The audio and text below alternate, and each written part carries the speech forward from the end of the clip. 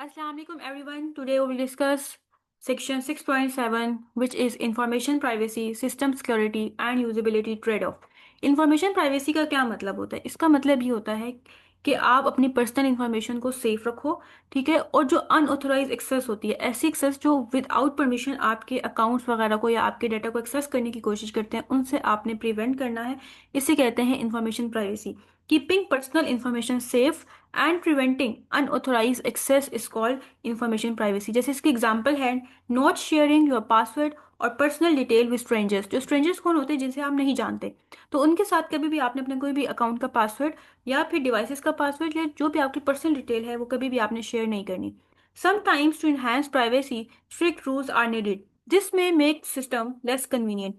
Okay, अब यहाँ पे क्या होता है कि कभी कभी आप अपनी प्राइवेसी को स्ट्रॉन्ग करने के लिए फिर आपको स्ट्रिक्ट रूल्स फॉलो करने पड़ते हैं कि आपकी जो प्राइवेसी है वो स्ट्रांग रहे, कोई आपके डाटा को एक्सेस ना करे, कोई आपके सिस्टम्स को एक्सेस ना करे। तो इससे क्या होता है, फिर आप जब अपने सिस्टम को बहुत ज़्यादा सिक्योर कर लेते हो तो फिर उसको यूज करना बहुत मुश्किल हो जाता है।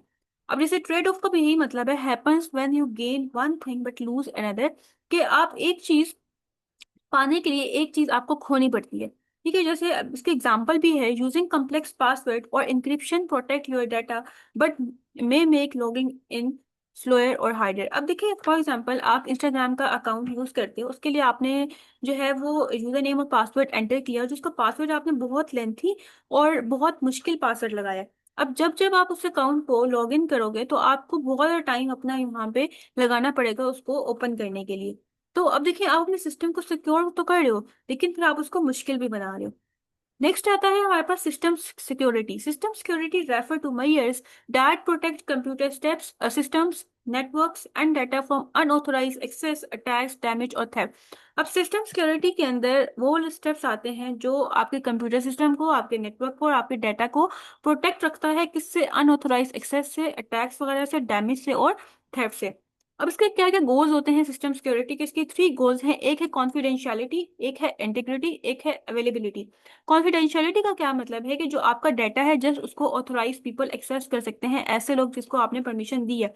इंटीग्रिटी का क्या मतलब है कि जो डाटा स्टोर किया गया है वो बिल्कुल एक्यूरेट है और उसको कोई भी चेंज नहीं कर सकता, एंड नॉट टैम्पर्ड विद, उसको कोई भी चेंज नहीं कर सकता, उसके अंदर कोई भी मॉडिफिकेशन नहीं कर सकता। फिर आता है अवेलेबिलिटी, कि जो आपका सिस्टम है या डाटा है उसको आप किसी भी टाइम एक्सेस कर सकते हैं, जब आपको जरूरत है आप उसको एक्सेस कर सकते हो। अब नेक्स्ट है हमारे पास कौन कौन से सिस्टम सिक्योरिटी टूल्स हैं जिसके थ्रू हम लोग सिक्योरिटी जो है वो अपने सिस्टम्स के ऊपर अप्लाई कर सकते हैं। थ्री टूल्स हैं, एक है फायरवॉल, एक है इंक्रिप्शन और एक है एंटीवायरस सॉफ्टवेयर। फायरवॉल क्या होता है? बेसिकली आप ये कह सकते हो एक सिक्योरिटी वॉल होता है। अब जैसे कि यहाँ पे ये इंटरनेट है हमारे पास और इंटरनेट से डाटा हमारी डिवाइसेस के थ्रू आ रहा है, ये हमारे पास मोबाइल फोन है। अब इंटरनेट से डाटा हमारे मोबाइल फोन की तरफ आ रहा है तो डायरेक्ट नहीं आएगा, बल्कि बीच में एक सिक्योरिटी लेयर होगी। अभी सिक्योरिटी लेयर क्या करती है कि जो भी डाटा आ रहा है यहाँ से इंटरनेट से मोबाइल की तरफ, पहले उसको वो चेक करती है, उसको फिल्टर करती है कि ये ठीक डाटा है या नहीं, इसके अंदर कोई इशू तो नहीं है। अब वो जब चेक कर लेती है उसके बाद फिर वो अंदर एंटर होने देती है। जैसे ये गार्ड होते हैं ना, कि पहले वो देखते हैं कि ये बंदा ठीक है, मतलब इसको आना चाहिए या नहीं आना चाहिए, तो उसके बाद वो आगे एंटर होने देता है घर के अंदर। सिमिलरली ये भी यही काम करता है। फिर इंक्रिप्शन में क्या होता है कि जितना भी आपका डाटा होता है उसको सीक्रेट कोड में कन्वर्ट किया जाता है, कि इन केस आपका जो डाटा है उसको हैकर चोरी भी कर ले तो उसको कोई फायदा ही ना हो, उसको समझ ही ना आए कि ये डाटा है क्या, क्योंकि वो सीक्रेट कोड में कन्वर्ट होगा। एंटीवायरस सॉफ्टवेयर क्या करता है? आपकी डिवाइसेस के अंदर वो वायरस को पहले ढूंढता है, डिटेक्ट करता है, जब उसको मिल जाता है उसको फिर रिमूव कर रहा होता है। ओके, अब नेक्स्ट है हमारे पास access control, restrict who can access file और सिस्टम। उसके बाद जो है ये अब हर किसी को अलाउ नहीं कर रहा होता कि आपके डाटा को या आपके सिस्टम्स के अंदर जो फाइल्स हैं उसको एक्सेस कर ले, ठीक है। जो सिर्फ ऑथोराइज यूजर है उनको परमिशन देते हैं, जो अनऑथोराइज यूजर होता है उसको परमिशन नहीं देता। ये है एक्सेस कंट्रोल, मतलब किसको आपने जो है वो एक्सेस करने की परमिशन देनी है। अब नेक्स्ट नेक्स्ट आता है हमारे पास डिस इन्फॉर्मेशन क्या होता है और फेक न्यूज क्या होता है। ये थोड़े बहुत आपस में रिलेटेड है, बट बिल्कुल आप ये कह सकते हो कि सिमिलर नहीं है, डिफरेंट है। डिस इंफॉर्मेशन में क्या होता है, फेक न्यूज में क्या होता है, दोनों में जो सेम चीज है वो ये है कि दोनों में गलत इन्फॉर्मेशन को फैलाया जाता है। लेकिन डिफरेंस कहाँ पे आता है? डिस इंफॉर्मेशन में ये होता है कि आप गलती से कोई भी गलत इन्फॉर्मेशन फैला देते हो, आपको खुद भी आइडिया नहीं होता कि ये जो इन्फॉर्मेशन मैं फैला रहा हूँ ये ठीक है या नहीं है, आप उसको बगैर वेरीफाई किए आप आगे पहुंचा देते हो, ठीक है। फॉल्स और misleading information deliberately spread to deceive people, मतलब गलती से, बाय मिस्टेक, अनइंटेंशनली आप वो फैला रहे हो, ठीक है, आपकी नीयत ऐसी नहीं है कि मैंने जानबूझ के गलत इन्फॉर्मेशन फैलानी है, बस आपको खुद ही नहीं पता होता और आप बगैर वेरीफाई किए इसको फैला देते हो। जैसे एग्जांपल है, sharing a fake news story online to influence elections और स्टॉक प्राइसेस। आप गलत इन्फॉर्मेशन फैला रहे हो, इससे क्या हो रहा है कि जो इलेक्शंस के डिसीजन है उसके ऊपर बहुत ज़्यादा मुतासिर हो रही है आपकी जो गलत इन्फॉर्मेशन है वो। या स्टॉक प्राइसेस में क्या होता है कि आप शेयर्स वगैरह बाई कर लेते हो।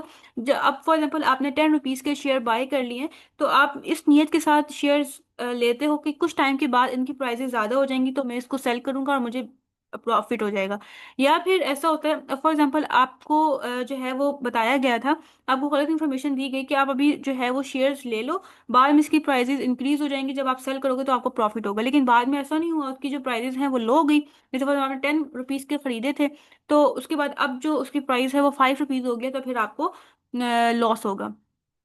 फेक न्यूज में क्या होता है कि आप जानबूझ के लोगों को धोखा देने के लिए आप गलत इन्फॉर्मेशन फैला रहे होते हो।